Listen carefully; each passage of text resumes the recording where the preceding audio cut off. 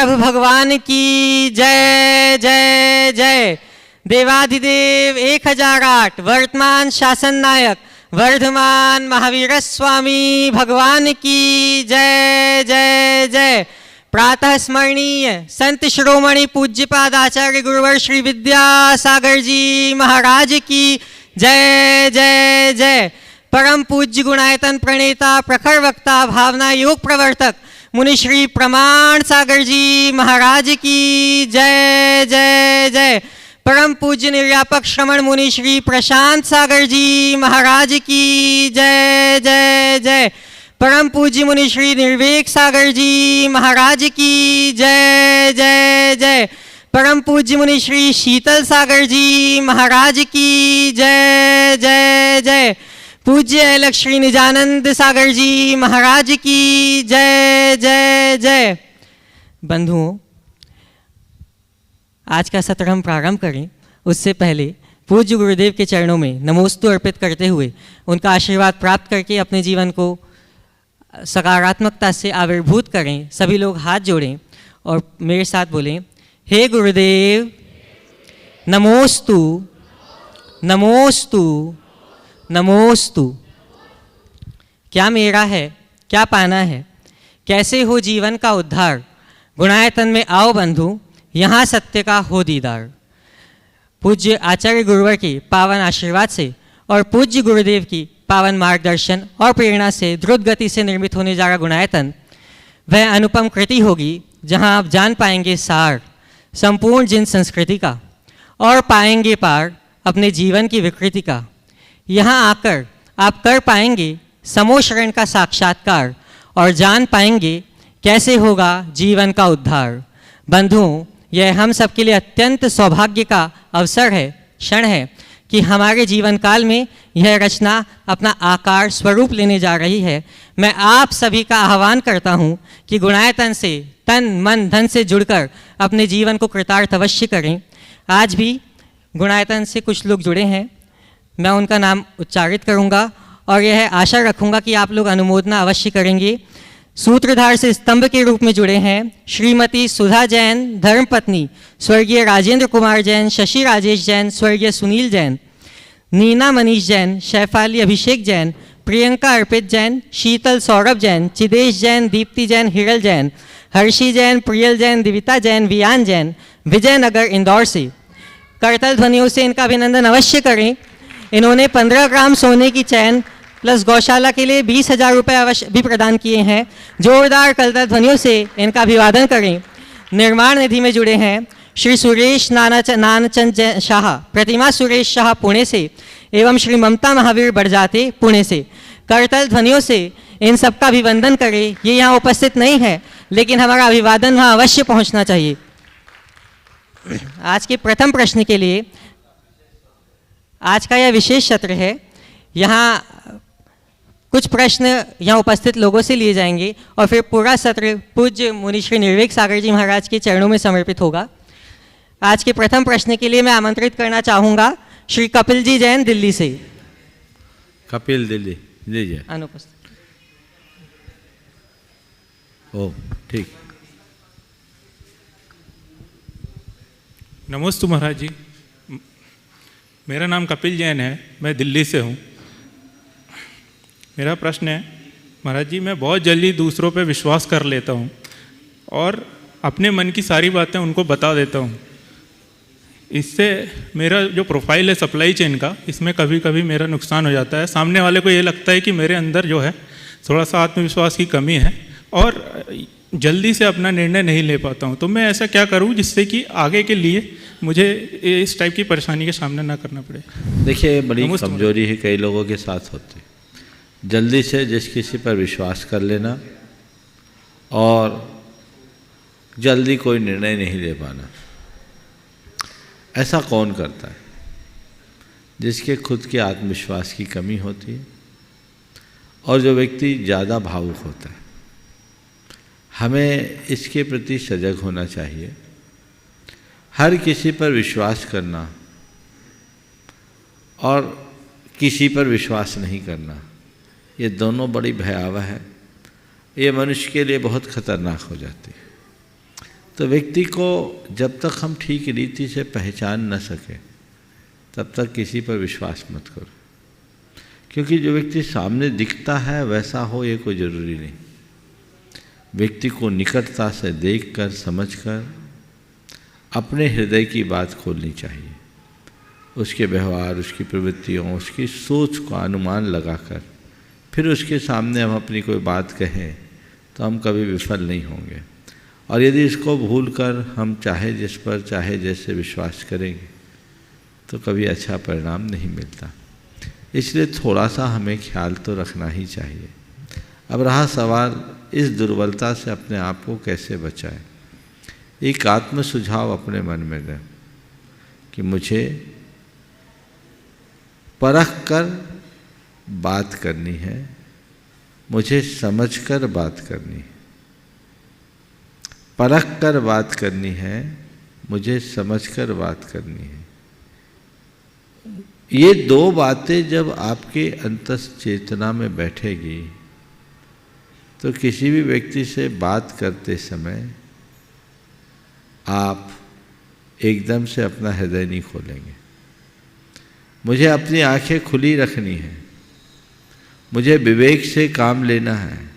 इस तरह के आत्म सुझाव आप अपने मन में डालें। दूसरा है आत्मविश्वास की कमी, जल्दी से निर्णय न ले पाने की दुर्बलता। इससे बचने के लिए भी मैं आपको उपाय बताता हूँ कि जो भी लोग इस तरह की दुर्बलता से ग्रसित है वे सबसे पहला काम तो ये करें कि ऐसे लोगों के संपर्क में रहें जिनके अंदर प्रगाढ़ आत्मविश्वास हो। ऐसे लोगों के चरित्र को पढ़े जो आत्मविश्वास के बल पर बुलंदियों को छुए हैं। ऐसे लोगों से सुरक्षित दूरी रखे जो हमारे आत्मविश्वास को कमज़ोर करते हों। और जो भी काम करना है इस आत्म सुझाव के साथ करें कि मैं पूर्ण हूँ, मैं परफेक्ट हूँ, मैं कर सकता हूँ, मैं समर्थ हूँ, मैं सही हूँ।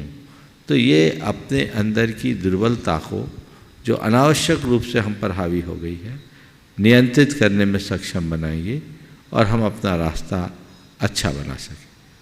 नमस्ते। उपस्थित हों श्रीमान अरुण जी जैन, वैभव जी जैन, जयपुर मानसरोवर से। और आपके बाद तैयार रहेंगी श्रीमती संगीता विजय सावजी, जालना, महाराष्ट्र से। नमोस्तु गुरुदेव, नमोस्तु गुरुदेव, नमोस्तु गुरुदेव। गुरु, जब से मुझे आपसा मिला है जिंदगी का सफर सुख से चला है। जमाने भर में ढूंढा एक साथी, पर जमाना खुद मुझे आप में मिला है। महाराज जी, मेरी शंका है, सब्र और सहनशीलता एक अंदरूनी ताकत है, कमजोरी नहीं, जो हर किसी में नहीं होती। गुरुवर, यह ताकत हम अपने में कैसे जगाएं? सब्र और सहनशीलता अंदरूनी ताकत है, कमजोरी नहीं। बिल्कुल, ये हर किसी में नहीं होती। आपने पूछा ऐसे हम अपने भीतर कैसे जगाएं। देखिए, सब्र का अर्थ दोनों एक दूसरे के पर्यायवाची हैं, सब्र हो या सहनशीलता। इन दोनों के अर्थ को समझें। सब्र है क्या? मन में संतोष रखना, धैर्य रखना, ये सब्र है। और सहनशीलता, चाहे कुछ भी हो जाए उसे सहने की सामर्थ्य विकसित करना, विचलित नहीं होना। बिल्कुल, ये मनुष्य की बहुत बड़ी ताकत है। इस ताकत को वही समझ सकता है जो चीज़ों को बहुत अच्छे से समझता है। सहनशीलता से चीज़ें कैसे अनुकूल होती है, इस बात को निकटता से देखें। जैसे धरती में बीज बोया जाता है, किसान बीज बोकर निश्चिंत हो जाता है। उसे पता है कि आज मैंने बीज बोया है, कल अंकुर फूटेगा, पौधा बनेगा, फसल तैयार होगी और मैं धन धान से समृद्ध होऊंगा। पर उसे पता है कि आज बीज बोया है तो कल ही अंकुरित नहीं होगा। बीज बो देने के उपरांत अंकुरित होने तक की जो प्रक्रिया है वो तो अपनानी ही पड़ेगी। मैंने भोजन किया तो भोजन पच करते ही खून नहीं बनेगा, उसकी अपनी एक प्रक्रिया है, तब ये सब कुछ होगा। तो जैसे इन सब मामलों में हम अपनी समझ रखते हैं, वैसे ही जीवन के हर मामले में इस तरह की समझ रखने लगे तो फिर हमारे लिए कहीं किसी प्रकार की दुविधा नहीं होगी। हम अपने जीवन को आगे बढ़ाने में समर्थ हो सकेंगे और बहुत कुछ अच्छा कर भी सकेंगे। तो उस दिशा में अपने को सदैव सचेष्ट रहना चाहिए, प्रयास करना चाहिए। सहनशीलता को भी हमें ये देखना चाहिए कि कोई भी काम है तो वो धीरे धीरे ही होता है, और जितना जो सहन करता है वो उतना समर्थ बनता है। एक बार की बात है, गुरु शिष्य दोनों नदी के किनारे जा रहे थे। रास्ते में नदी के किनारे रुके।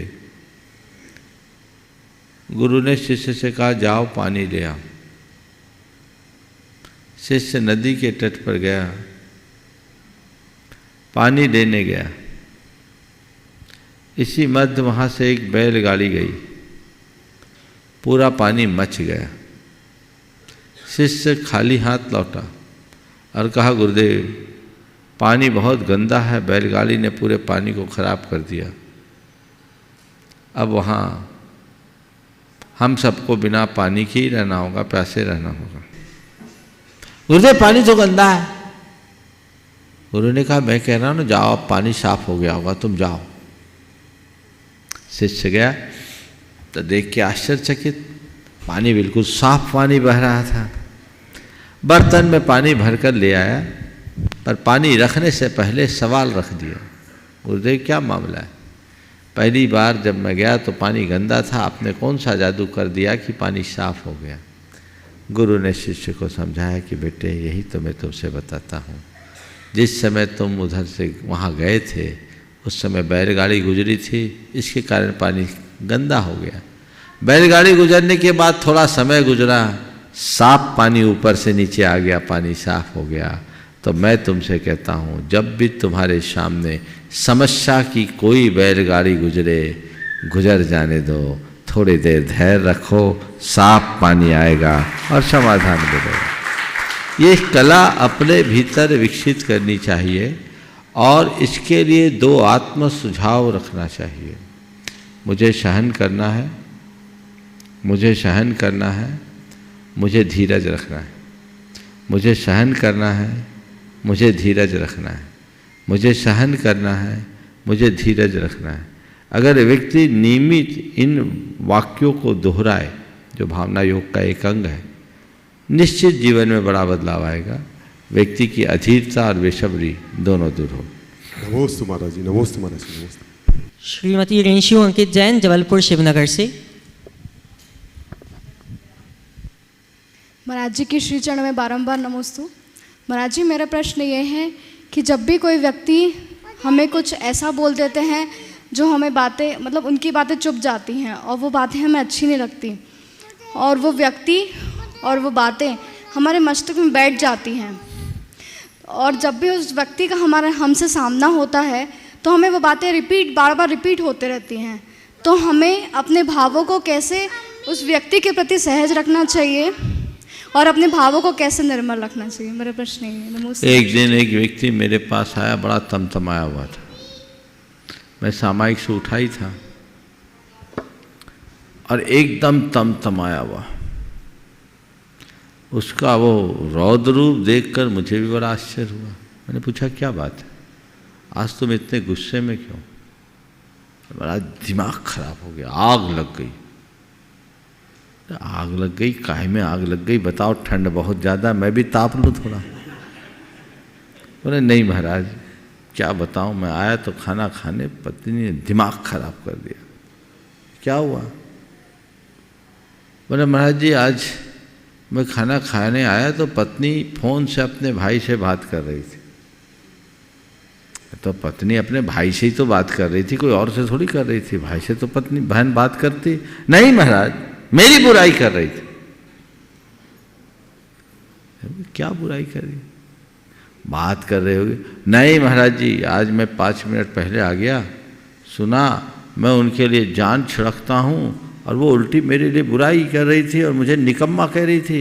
मैं निकम्मा हूँगा तो घर का काम कौन करेगा?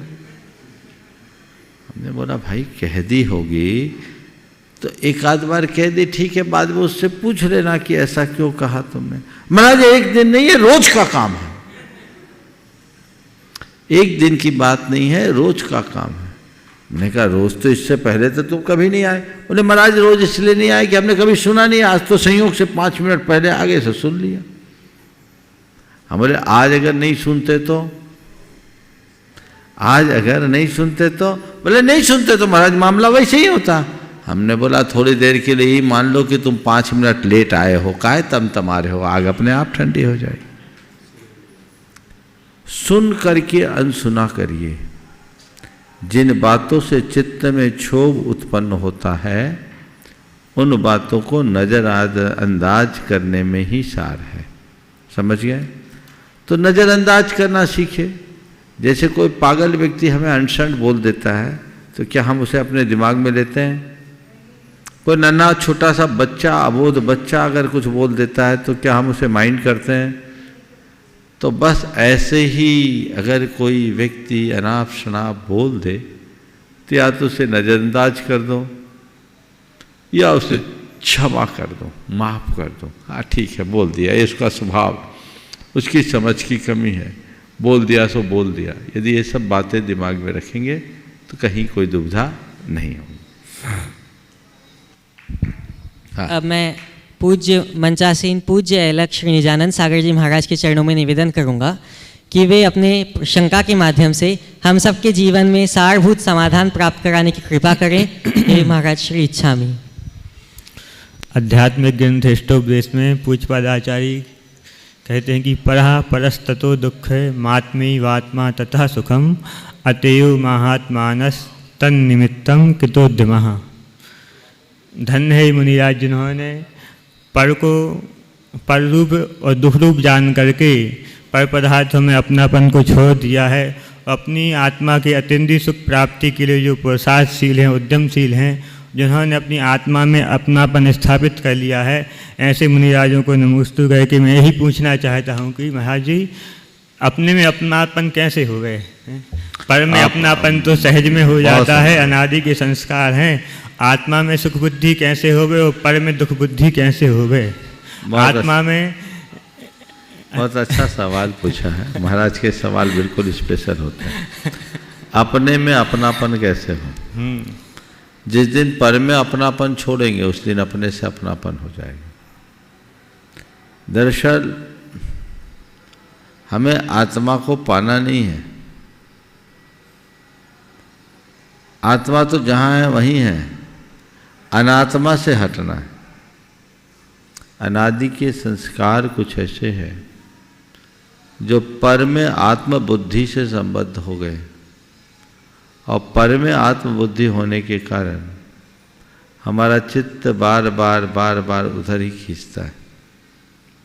जब हम पर से आत्मबुद्धि हटाकर आत्मा में आत्मा की बुद्धि स्थिर करते हैं तो अपने आप अपने से अपनापन हो जाता है। और ये तब संभव होगा जब हमारा भेद विज्ञान पुष्ट होगा और हर पल आत्मा की भावना बढ़ेगी। साधक को इसीलिए बार बार कहा जाता है कि तुम सदैव आत्मा की भावना भाव। जब तक आत्मा की भावना नहीं भाओगे तब तक उस आत्म तत्व को हासिल नहीं किया जा सकता। उसके लिए सतत सचेष्ट रहने की प्रेरणा दी जाती। अब मैं पर में दुख बुद्धि कैसे हो गए? आत्मा में सद्बुद्धि हो और पर में सुख बुद्धि और पर में दुख बुद्धि कैसे हो? अपने अतीत के अनुभवों को यदि हम सामने लेकर के चले तो हमारा अब तक का अनुभव यही बताता है कि पर में ही दुख रहा है। निज में सुख रहा है। पर हम लोगों की कमजोरी है कि हम अपने पुराने अनुभवों को भुला देते हैं और हमें जिसमें दुख है उसी में सुख का अनुभव होता है। हम लोग ये पंक्तियाँ बड़े राग पूर्वक दोहरा देते हैं, ये राग आग दहे सदा ताते समामृत से ये चिर भजे विषय कसाय अब तो त्याग निज पद बेये। ये पंक्तियाँ शब्दों में आती है, जिस दिन ये हृदय में आ जाएगी पर में दुख बुद्धि और निज में सुख बुद्धि सहज रूप से घटित हो जाएगी। अब मैं आगामी सत्र के लिए पूज्य गुरुवर श्री निर्वेक सागर जी महाराज के चरणों में निवेदन करूंगा कि आगामी पूरे सत्र में आपके प्रश्नों के माध्यम से हमें दिशाबोध प्राप्त हो। आप दोनों की चर्चा के माध्यम, आपकी दोनों की चर्चाओं का हम सब पूरे हम मिले, इसके लिए नमोस्तु महाराज। मुनिश्री के चरणों में नमोस्तु करते हुए कल जो प्रसंग उपस्थित हुआ था, प्रश्न के माध्यम से 24 तीर्थंकर हुए हैं, उनमें 19 तीर्थंकरों ने गृहस्थ आश्रम में प्रवेश किया, अर्थात विवाह बंधन को स्वीकार किया। और यह निश्चित है यदि साधु नहीं बन सकते तो एक सच्चे श्रावक बनने से भी परंपरा से मुक्ति का लाभ मिलता है। तो विवाह बंधन है, इस बंधन को स्वीकार करना श्रावकों के लिए कितना उचित है, क्योंकि पश्चिमी संस्कृति तो ये कहती है कि हमें स्वतंत्र रह कर के भी अपनी इच्छाओं को पूर्ण हम कर सकते हैं, इस बंधन को क्यों स्वीकारना। कई युवा पीढ़ी का ऐसा प्रश्न हमारे सामने उपस्थित हुआ कि विवाह बंधन की आवश्यकता क्यों है। हम दोनों इतने सक्षम हैं, बेटा बेटी लाखों रुपया कमा करके पूरा का पूरा जीवन अपना स्वतंत्रता के साथ निर्वाह कर सकते हैं, फिर बंधन की आवश्यकता क्यों है, ये प्रश्न का महाराज। बहुत अच्छा सवाल महाराज श्री के माध्यम से आज उठा है। अब मैं समझता हूँ आज का जो शेष सत्र है बड़ा विशिष्ट सत्र होगा, क्योंकि इस पूरे समय में शंका समाधान की जगह बातचीत का रूप ज़्यादा अच्छा होगा। मैं महाराज जी से कहूँगा बीच में वो पूरक प्रश्नों को भी रखेंगे तो लोगों को ज़्यादा अच्छा लाभ मिलेगा। जहाँ तक आपने सवाल उठाया विवाह का, विवाह एक बंधन है, मैं मानता हूँ, लेकिन विवाह बंधन तो है पर मर्यादा का बंधन है। ये एक ऐसा बंधन है जिसमें समाज की मर्यादाएं बनी रहती है, जिससे व्यक्ति अपने दोषों और दुर्बलताओं को नियंत्रित करते हुए आगे बढ़ सकता है। विवाह एक मार्ग है काम से निष्काम बनने का। विवाह एक प्रक्रिया है भोगी से योगी बनने की। विवाह एक प्रक्रिया है वासना से उपासना में जाने का। और विवाह एक पद्धति है अपने जीवन को रति से विरति की ओर मोड़ने की। तो ये प्रक्रिया है। एक बार मुझसे किसी ने ऐसा ही सवाल किया कि विवाह के बंधन को क्यों स्वीकारा जाए। मैंने कहा ये बताओ नदियों पर बांध क्यों बनाया जाता है। नदियों पर बांध इसलिए बनाया जाता है, पहले तो नदी अपने तटबंधों के मध्य रहे, नहीं तो वो विभीषिका का रूप धारण कर ले, और उसका पानी फालतू न बहे, इसलिए बांध बनाया जाता है। बांध में पानी को रोकते हैं और रोक करके उसे आवश्यकता अनुरूप प्रवाहित किया जाता है। बोले हाँ इसीलिए बांध बनाते हैं। बोले ठीक है, तो बांध बनाते समय क्या करते हैं। बोले महाराज सब तरफ सुदृढ़ दीवारें होती है, एक आध दो गेट होते हैं। मैंने कहा बस विवाह भी और कुछ नहीं, सामाजिक मर्यादा का ऐसा बांध है जिसमें चारों ओर पवित्रता की ब्रह्मचर्य की सुदृढ़ दीवारें हैं। एक ही द्वार खुला है, वो विवाह के रूप में स्त्री पुरुष का, पति पत्नी का, जहाँ से पानी बाहर निकल सके, वह भी तब जब मर्यादा टूटने का संकट होता। तो विवाह के बंधन को भारत में एक विशिष्ट मांगलिक क्रिया के रूप में स्वीकार किया गया, जिससे हमारी सामाजिक और सांस्कृतिक परंपरा आगे बढ़ती है, जिससे हमारी धर्म की और संतति की रक्षा होती है। वो प्रक्रिया विवाह की है। इसलिए विवाह के बंधन में बंधने का मार्ग है। हमारे यहाँ दो ही रास्ता है, या तो विवाह या वैराग, तीसरा कोई रास्ता नहीं। विवाह के बंधन में रह करके तुम संतति का विकास करो, और वो नहीं है तो वैराग्य के रास्ते पर चलकर संस्कृति की रक्षा करो। तीसरा कोई रास्ता नहीं। अर्थात यही प्रतिफल निकला कि जब बेटा बेटी युवा हो जाते हैं और यदि वे अपने जीवन का एकाकी रूप से निर्वाह नहीं कर सकते या संयम का पालन नहीं कर सकते, तो उन्हें हंसते हंसते इस विवाह बंधन को स्वीकार करना चाहिए, क्योंकि ये बंधन उनके लिए परंपरा से सन्मार्ग और परिवार समाज की खुशी का कारण है। बिल्कुल। तो ये विवाह जो वर्तमान में आज, पहले परंपरा ऐसी चलती थी कि बेटी का विवाह होता था तो सभी लोग बेटे के घर बेटा अपनी बारात लेकर के बेटियों के घर जाते थे, किंतु अब तो परंपरा बदल गई है कि अब बेटी वाले ही बेटों के यहाँ पर पहुँच करके विवाह संबंध करते हैं। अब फिर भी ये तो इसलिए है कि इसमें अर्थ की थोड़ी शायद व्यवस्था व्यवस्थित होती हो, लेकिन प्रश्न ये विवाह संबंध दिन में ही होना चाहिए, भोजन आदि दिन में होना चाहिए, रात में करने में क्या बाधा? क्योंकि बहुत कम अवसर होते हैं, बार बार तो विवाह का अवसर आता नहीं, और एक ही बार अवसर आता है तो क्यों ना खूब ठाट बाट से करे, इसमें रात में पूरी दुनिया देख सके। दिन में सब अपने व्यापार में व्यस्त रहते हैं, फिर भी आप कहते हैं कि दिन में भोजन दिन में विवाह, तो आखिर क्यों इसकी अनिवार्यता? बहुत ही अच्छी बात महाराज श्री ने यहाँ उठाई। सबसे पहले विवाह के संदर्भ में एक और बात मैं कहना चाहूँगा। आजकल जिस तरह की अवधारणा तेज़ी से बढ़ रही है कि हमें विवाह नहीं करना, और लिव इन जैसे कंसेप्ट को लोग अपनाने लगे। मेरा मानना है विवाह की प्रक्रिया ही एक ऐसी प्रक्रिया है जो आदमी और जानवर में अंतर डालती है।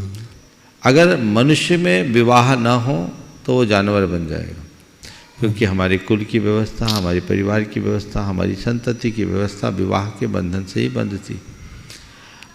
ये तो पशुओं जैसा स्वैराचारपन हो गया, और आने वाली संतति क्या हो, किसकी होगी?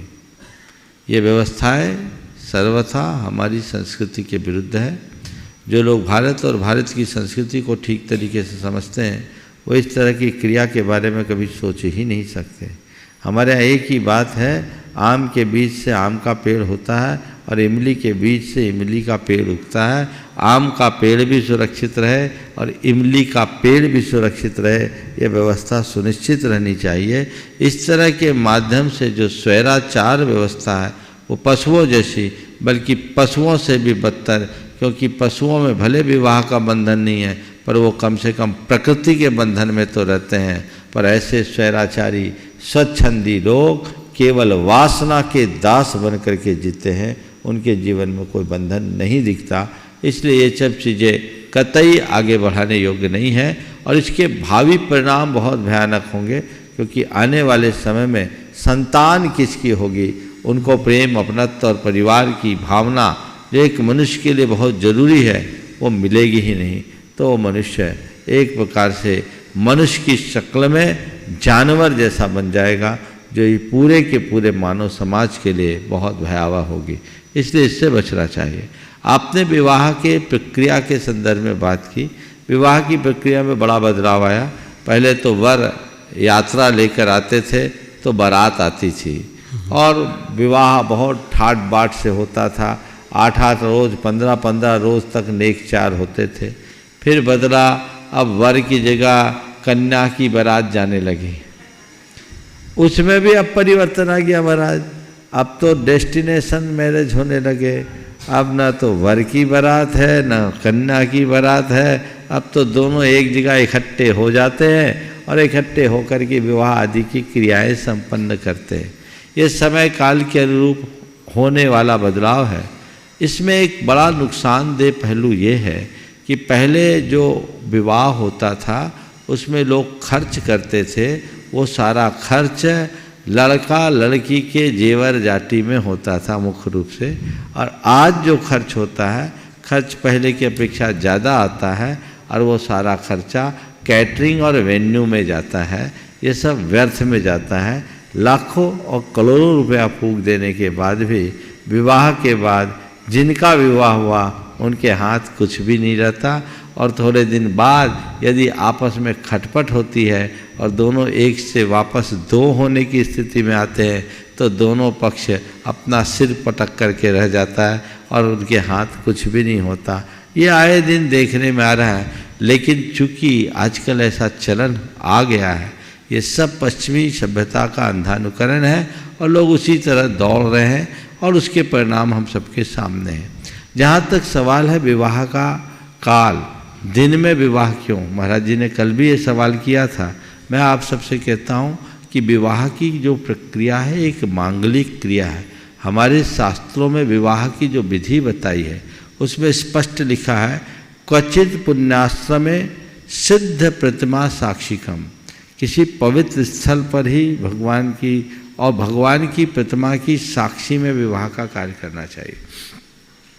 तो जो विवाह होता है, विवाह में अष्टद्रव्य से पूजन होती कि नहीं होती? होती है। अब सिद्ध प्रतिमा की जगह लोग सिद्ध विनायक यंत्र रखने लगे, क्योंकि रात बिरात में कहाँ से भगवान लाए, वहाँ आप पूजा कर रहे हैं, जबकि हमारे यहाँ रात्रि पूजन का निषेध है ना। अब आप अपने एक मांगलिक क्रिया को ही शास्त्र के विरुद्ध करोगे तो उसका दुष्परिणाम तो सामने आएगा ही। मैंने 24 तीर्थंकरों के चरित्र को पढ़ा, उसमें से 19 ने विवाह किया। आप पुराणों को पलट करके देख लेना, एक ने भी रात में विवाह नहीं किया, सबका विवाह दिन में हुआ। वो चाहे जब कर सकते थे, दिन में भी तो हमारी व्यवस्थाएं हैं, फेरे आदि की सारी प्रक्रिया को दिन में संपन्न करना चाहिए। तो एक तो धार्मिक दृष्टि से विवाह की सारी क्रियाएं दिन में होनी चाहिए। दिन में विवाह होगा तो भोजन भी दिन में होगा, तो और व्यवस्थाएं भी ठीक होगी। हमारी सामाजिक और सांस्कृतिक परंपरा को देखते हुए भी विवाह का कार्य दिन में ही होना चाहिए। रात में विवाह होने से रात में भोज होता है, जो धार्मिक दृष्टि से और सामाजिक पहचान की दृष्टि से कतई उचित नहीं है। और रात में जब भोज होगा तो अन्य प्रकार के भी पापाचार होते हैं। मैं तो एक ही बात जानता हूँ, सारे में ही होते हैं। अगर रात में होगा तो और सारे कार्यकलाप तो होंगे ही होंगे। आज भी जब मैं युवकों से बात करता हूँ जैन समाज में, जिनमें भी थोड़े बहुत व्यसन की प्रवृत्ति आई है, उनमें ज़्यादातर अकेजनली लेते हैं और अकेजनली पार्टी में और शादी में, बस इसी में उनका चलता है। इस तरह के पापाचार से आप बचा सकेंगे। और यदि इसी तरह सब कुछ चलता रहा तो हमारी पीढ़ियाँ भटक जाएगी। जो लोग चाहते हैं कि हमारी पीढ़ियाँ संस्कारवान बने रहे, हमारी पीढ़ियों में किसी तरह का भटकाव और बदलाव ना आए, तो उन्हें अपने सामाजिक संस्कारों और सरोकारों को ध्यान में रखना होगा। आज से लगभग 25 साल पहले मैंने ये अभियान 1996 से छोड़ा था। दिन में शादी दिन में भोज, यही अहिंसा का उद्घोष। गांव-गांव में करो मुनादी, दिन में भोजन दिन में शादी। ये बड़ा सफल अभियान था, खासकर बुंदेलखंड मध्य प्रदेश में। इधर झारखंड बिहार में भी लोगों ने बहुत अच्छे से अनुकरण किया।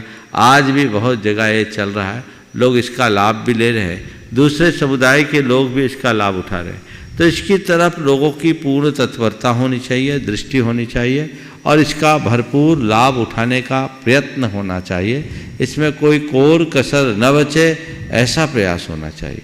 तो मैं यही कहूँगा कि दिन की शादी, दिन के भोज की प्रासंगिकता को समझे, डेस्टिनेशन मैरिज के स्वरूप पर भी पुनः विचार किया जाए। यह हमारी समाज को बहुत पथभ्रष्ट करने वाली है। इसके प्रति अभी नहीं, अगर लोग अभी जागरूक नहीं होते तो मान करके चलना कि हमारे आने वाली पीढ़ियों को बर्बाद होने से कोई नहीं बचा सकेगा। और अब तो शादी विवाह के दिन की बात तो जाने दीजिए, अन्य प्रकार की भी अनेक विकृतियां इनके साथ जुड़ गई है। चाहे प्री वेडिंग शूटिंग की बात हो, महिला संगीत की बात हो, या बैचलर्स डे की, बैचलर्स पार्टी की बात हो, ये सब ऐसी गंदी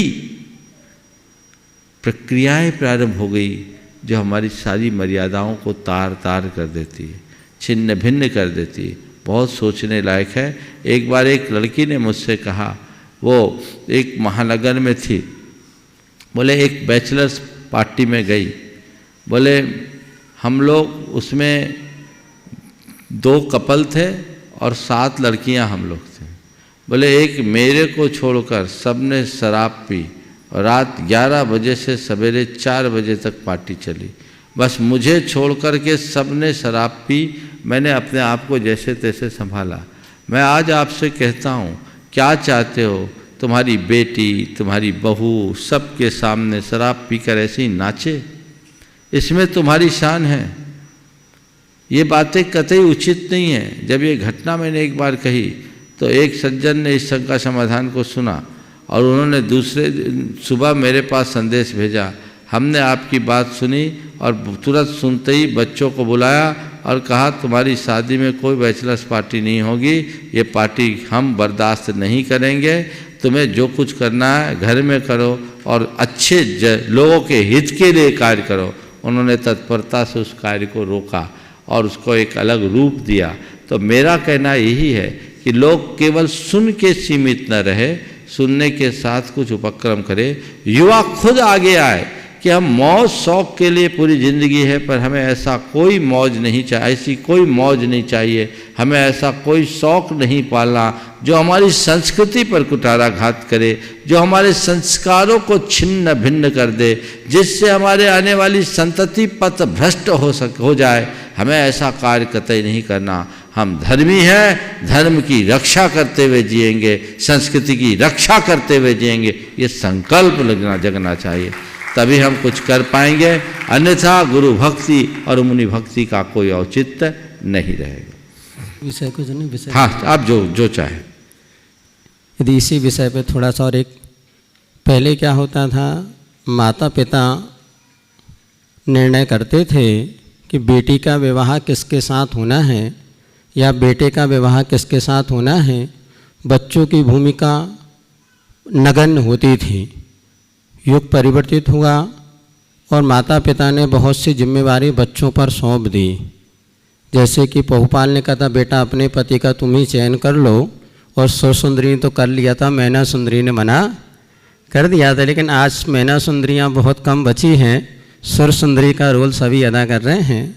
बस अब इसमें यही प्रश्न उठता है, जैसे किसी बेटा बेटी का संबंध पक्का हो गया और विवाह की तिथि 6 माह बाद है, छठ मंगनी पड़ विवाह वाला समय गया, मान लो उस समय, और 6 महीने तक क्या वो दोनों बेटा बेटी पति पत्नी जैसे तो अभी हुए नहीं, तो उनके व्यवहार में पहले माता पिता के बंधन से मर्यादा हुआ करती थी, लेकिन अब उनके बीच में जो संबंध होता है फ़ोन आदि के माध्यम से करना, फिर भी जितना एक मर्यादा हो, किंतु जो ऐसे महाराज जी ने कहा प्री वेडिंग वगैरह ये जो होने लगते कि हम तो पति पत्नी बन ही गए, किंतु आगम के अनुसार पति पत्नी कब बनते हैं?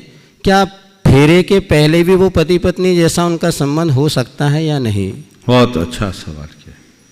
देखिए, महाराज जी ने बहुत अच्छी बात की कि पहले माता पिता ही मुख्य भूमिका निभाते थे वर वधू के चयन में, बच्चों की भूमिका नगण्य होती थी।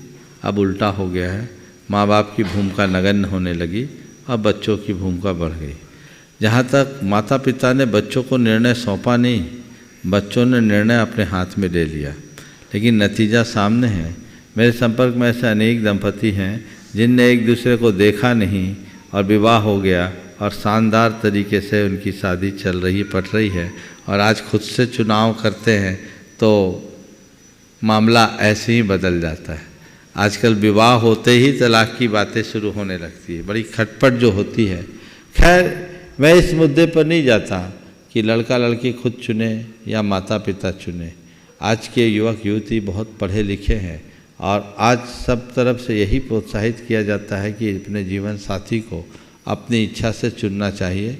वो आपके ऊपर है, पर मैं इतना जानता हूँ, ज्ञान से बड़ा अनुभव होता है। आज के लोग पढ़ लिख कर के ज्ञानी भले हो जाएं, पर उनकी आंखों में वो अनुभव नहीं होता जिससे किसी का चुनाव किया जाए। और चुनाव करने के जो हमारे शास्त्रीय मानदंड है, उन्हें ध्यान में रख कर के करे तो दुविधाएँ कम होती है। लेकिन उनको छोड़कर केवल आज के हिसाब से जो लोग देखते हैं, उनके साथ बहुत सारी दुर्घटनाएं घटने की संभावनाएं बनी रहती है। तो इस बात पर भी सबको ध्यान दे करके चलना चाहिए।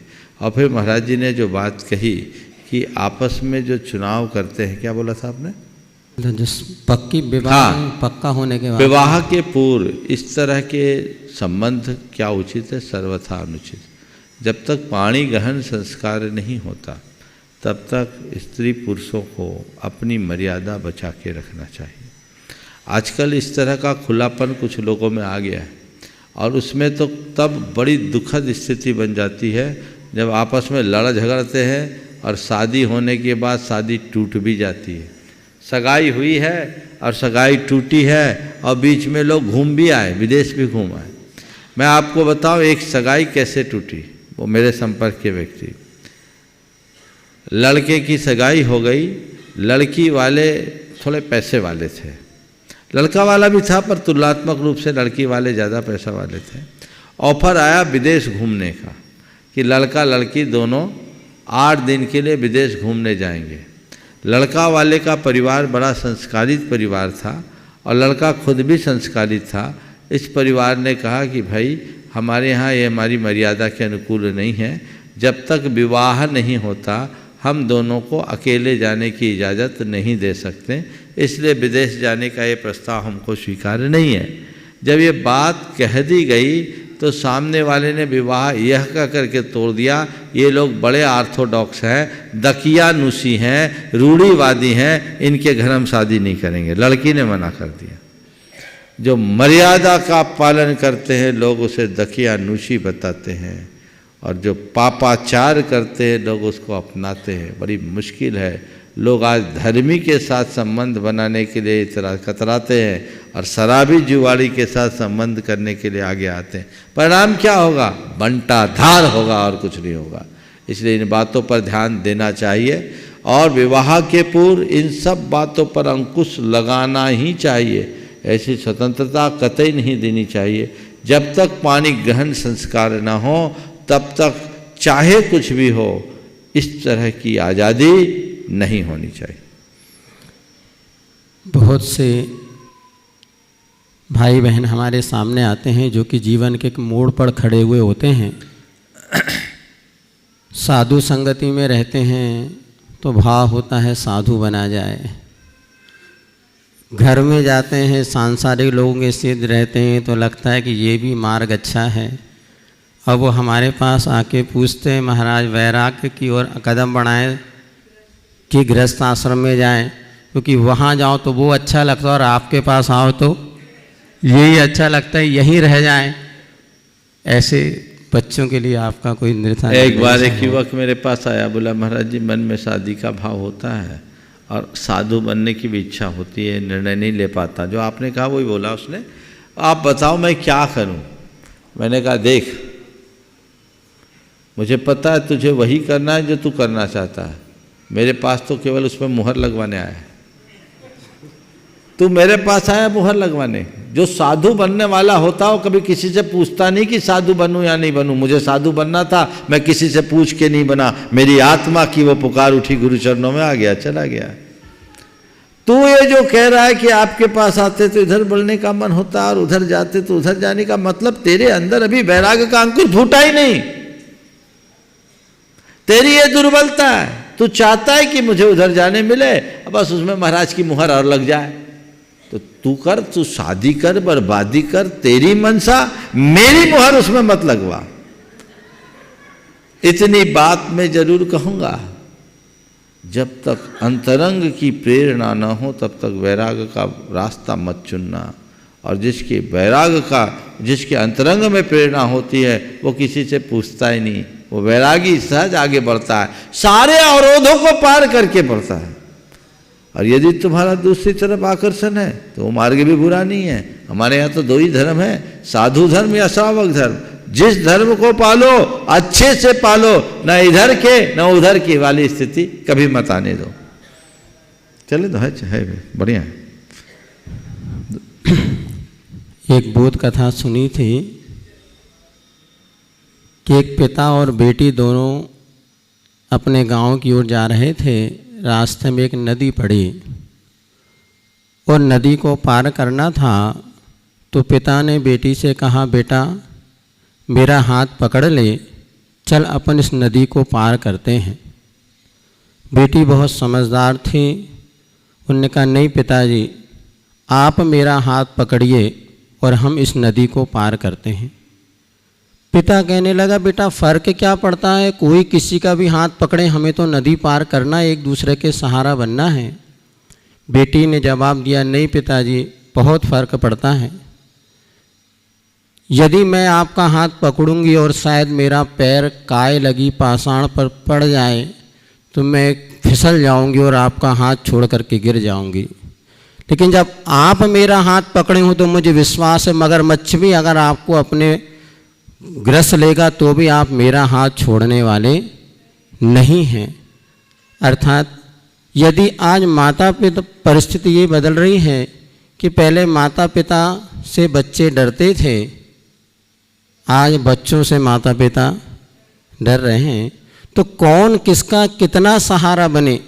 बच्चों को स्कूल में विद्यालय में डालने के पहले हम बच्चों की अनुमति लें या हम ये विचार करके कहाँ बच्चों का हित है वहाँ पर बच्चों को पढ़ने डालें, वैसे कपड़े पहनाएं, इसमें कैसे सामंजस्य बैठा जाए। आज बहुत बड़ी दुविधा है कि बच्चे बहुत जल्दी नाराज़ हो जाते हैं, मरने की धमकी देने लगते हैं, माता पिता सरेंडर हो जाते हैं और हर बच्चों की अच्छी बुरी बात में अपना सहमति प्रदान कर देते हैं। तो माता पिता को हितकारी बनना चाहिए कि सुखकारी माता पिता बनना चाहिए, बड़ी दुविधा श्रावकों के बीच में है। आपका समाधान मिले और इनके दुविधा का रास्ता सरल हो जाए, यही भावना। बहुत बहुत बहुत अच्छी बात महाराज ने कही। सवाल ये है कि बेटी पिता का हाथ पकड़े या पिता बेटी का हाथ पकड़े।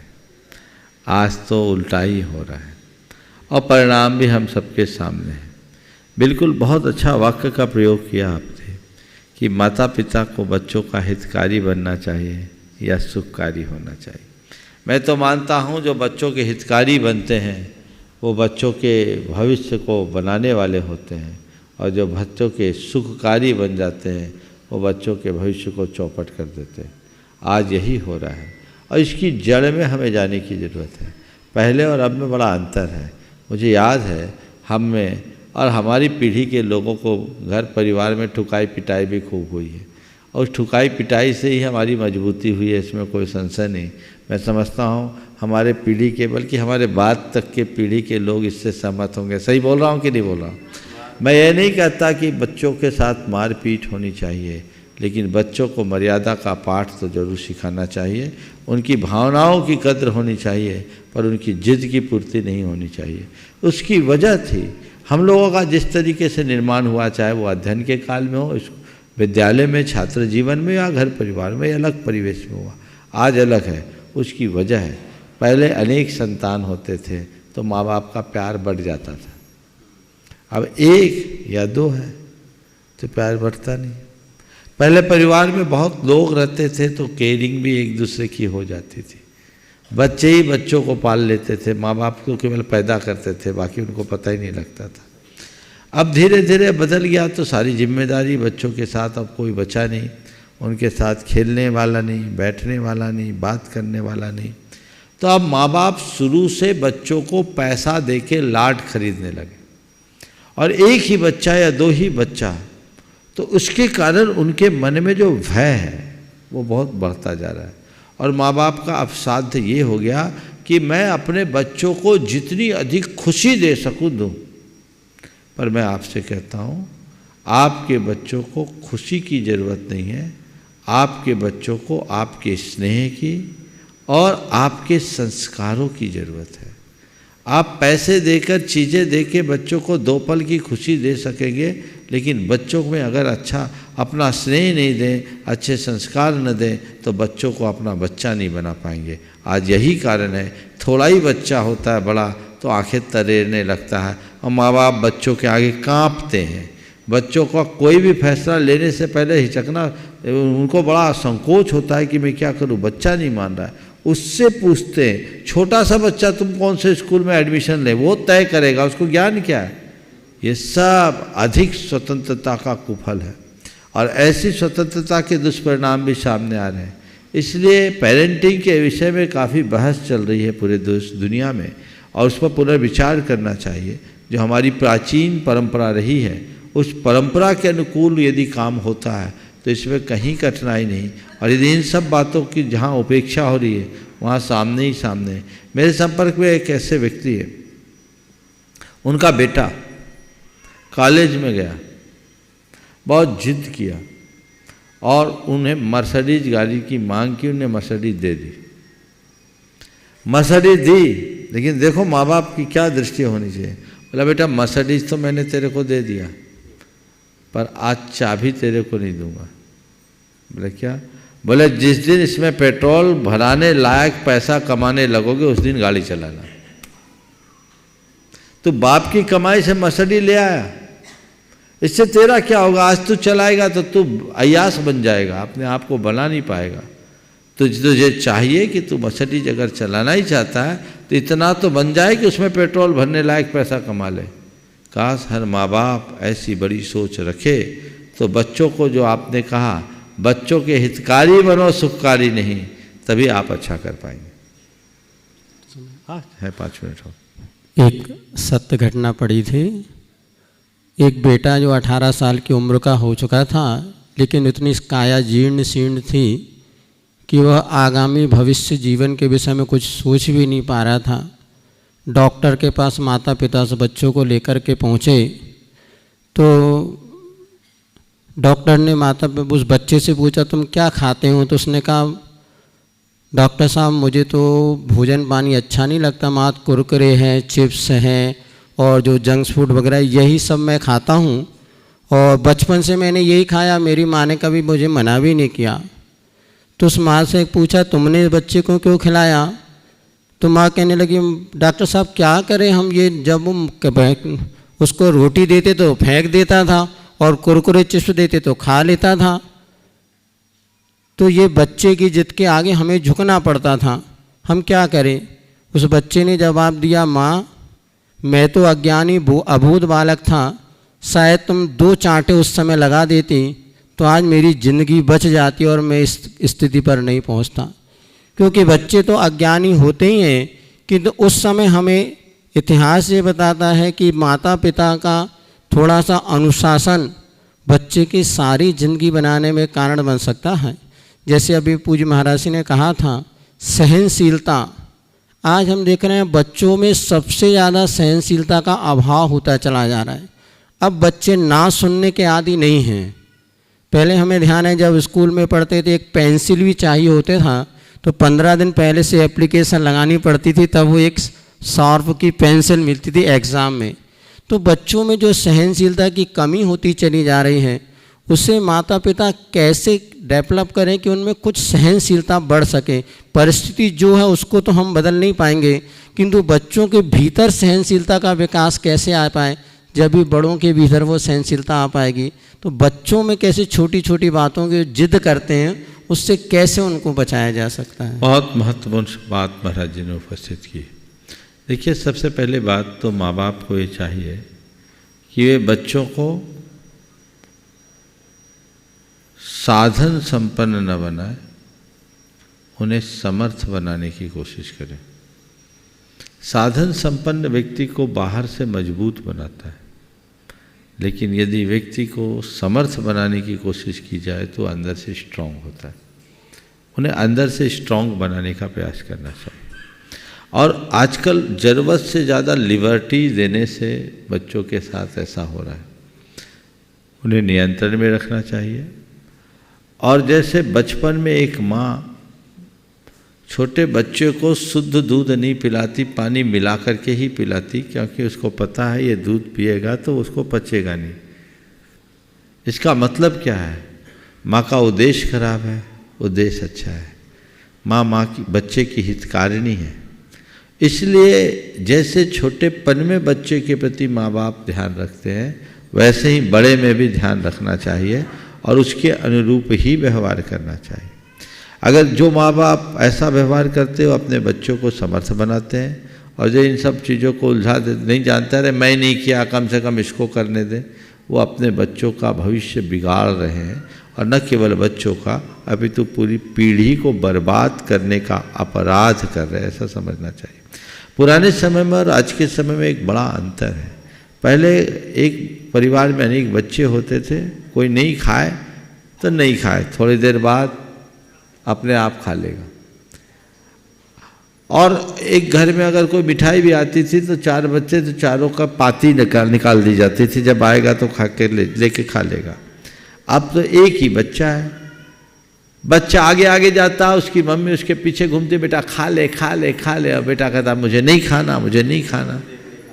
तो फिर मम्मी कहती कुछ नहीं तो कुरकुरे ही खा ले। ये चीज़ अलग है।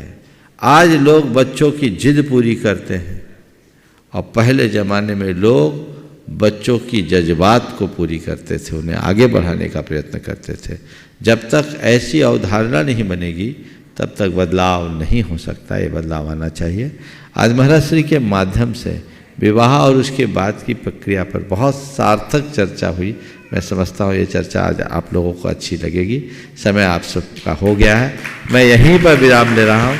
बोलिए परम पूज्य आचार्य गुरुवर श्री विद्यासागर जी महाराज। जय जय जय। परम पूज्य गुरुवर श्री प्रमाण सागर जी महाराज की जय जय जय।